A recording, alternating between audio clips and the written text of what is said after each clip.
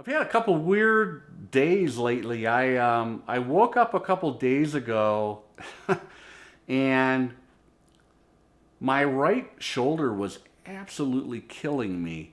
And obviously I must have slept on it wrong or something, but and I've had this a couple times in the past, but nothing like this. So I have been out investigating topical creams, these kind of pads to try and get rid of this pain. I'm like 2 days into it, and it is finally subsiding. But anyway, that's a weird tangent to start out with, isn't it?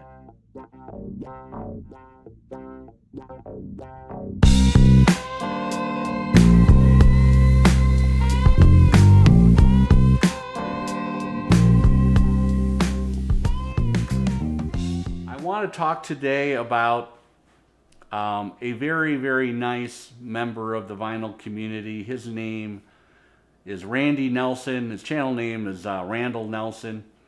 And he's doing a contest celebrating 200 subscribers to his channel. I think he's at like 220 at this point in time. Anyway, he's got a great channel. I'm going to leave a link down below to you can check out his contest announcement. And he went ahead and did his own version of the contest as well. Randy has been a really good supporter of my channel recently. I remember interacting with him on a few of my videos, so much appreciated with that. And he just seems to be an all-around great guy. I like his taste in music. We have similar touch points, I think. His contest it's called Let's Travel. And, you know, Randall was talking about this is something that everybody can identify with.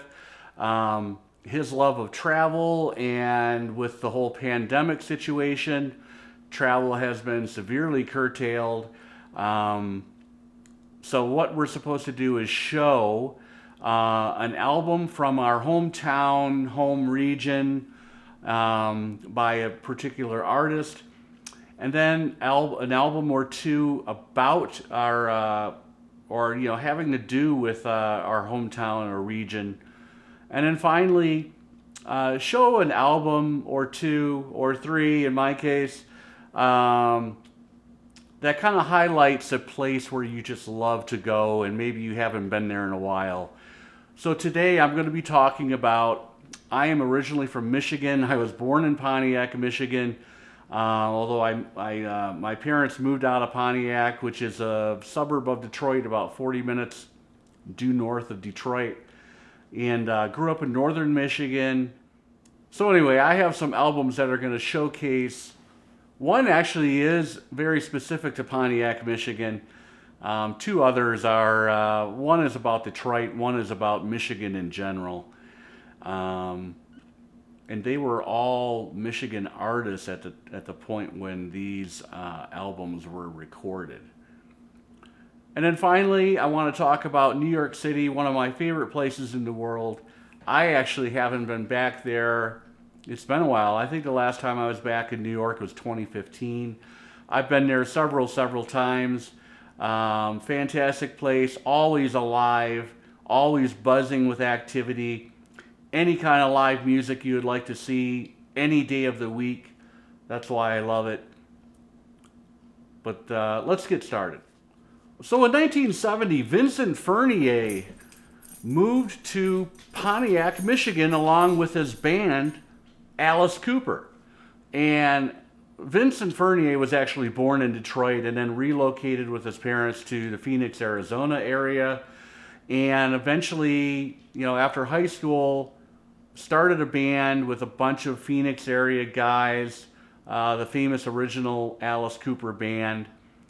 And after Easy Action didn't really pan out for the band, they were based in the LA area, of course, and were hanging out with Zappa a little bit. But they decided to move to Detroit because of the scene that was happening in Detroit. The Stooges, the MC5, and they thought, well, let's try our luck in Detroit. And they actually moved into kind of a compound in Waterford Township, which is just outside of Pontiac, Michigan. The album I'm going to talk about today, or this show, is this fantastic 1971 album, Killer. And just a great album from Alice Cooper. They really kind of hit it out of the park with this. Of course, produced by Bob Ezrin. My dog shaking his collar. I've talked about this before, but is there a better 1-2 punch than Under My Wheels and Be My Lover? Side 1. Of course, this was on that gorgeous olive green Warner Brothers label. Alice Cooper, Killer. So, a little personal tidbit that's kind of fun. My father was a branch manager at the Pontiac State Bank in that same time period, 1969, 1970, 1971. And Mr. Fernier would often come into his branch. He was actually handling his account for him to take out cash for equipment, gigs, etc. Fernier was basically the business manager of Alice Cooper at that point in time. And he would kind of stride into this kind of staid conservative bank branch, red brick bank branch in Pontiac, Michigan. He had the, like the 4-inch heels, mascara, but kind of a funny story I thought I would share. Anyway, that is Killer, Alice Cooper, first album, talking about Pontiac, Michigan. I'm going to move down the road now and talk about Detroit for a minute.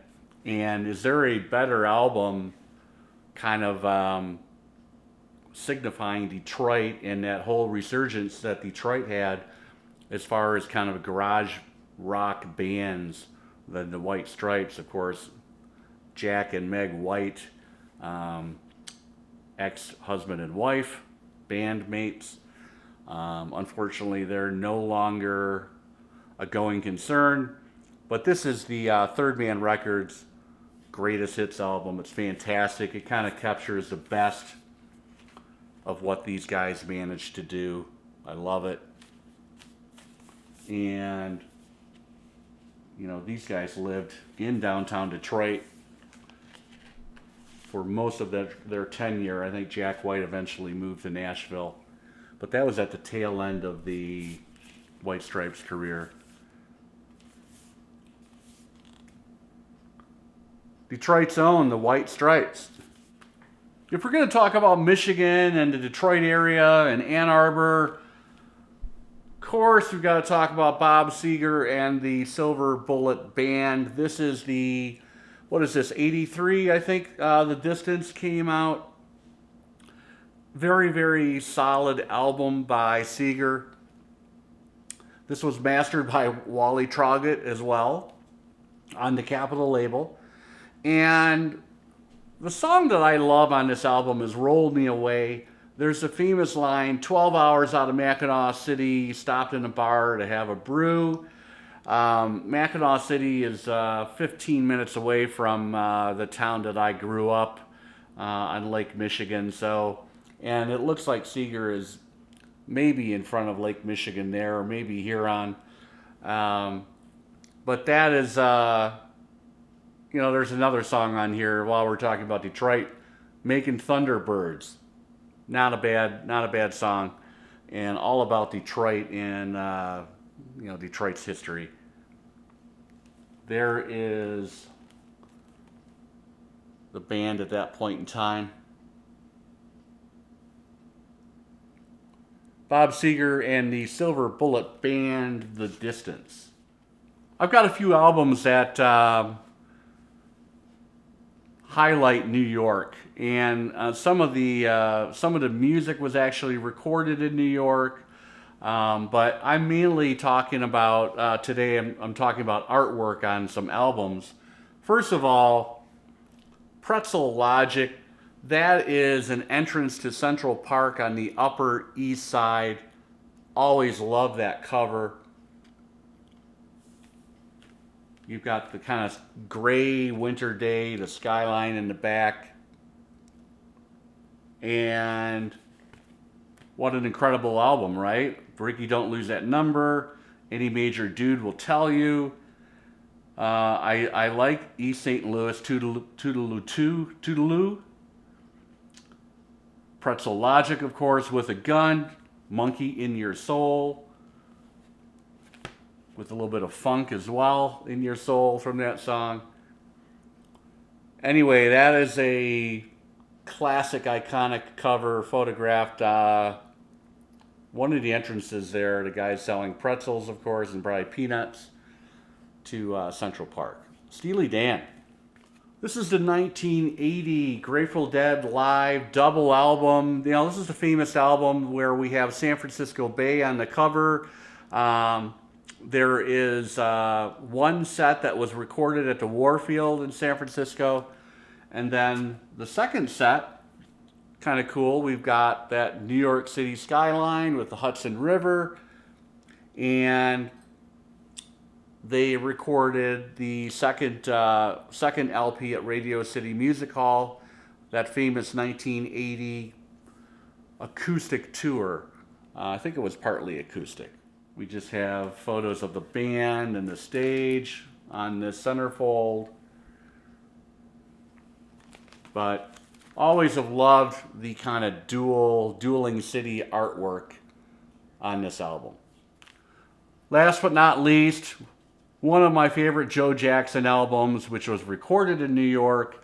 Joe has got a decidedly Cole Porter-esque look on this album, and you've got, you know, the big city in the nighttime there on the upper portion of that cover. This is the recent Intervention Records reissue, audiophile reissue. It sounds fantastic, sounds amazing. Highly recommended if you love this album. You deserve to pick this up and listen to this. I've talked about this before in other videos. The original pressing sounds fine. Sounds quite good. But this, you know, this does take it to another level, I think, the Intervention Records reissue. Hope everyone has a great day, and we will see you very soon. Take care.